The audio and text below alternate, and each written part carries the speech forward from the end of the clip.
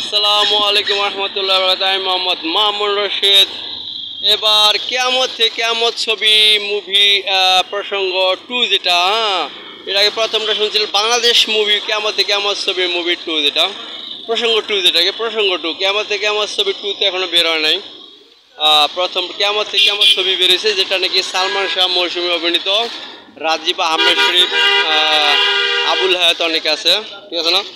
তো যাকে প্রথম বলছিলাম যে ওই যে সালমান শাহ যে নিজে নিজে মরে যায়, ছুরি খেয়ে মৌসুমীর জন্য মরে যায়, এটা সালমান শাহ কমতি হয়েছে, অনুসরণ করা যাবে না, ঠিক আছে না? কিন্তু এটা অনুসরণ না করলেও এখানে কিন্তু এই ছবিতে কিন্তু সালমান শাহ অনেক প্রতিভা আছে। যেমন যে গানটা যে আগুনের কণ্ঠে, শিল্পী আগুনের কণ্ঠে যে গানটা বাবা বলে ছেলের নাম করবে, সারা পৃথিবীটাকে মনে রাখবে, এটা কিন্তু খুব ক্যারিয়ার প্রতিভা গান, ঠিক আছে না?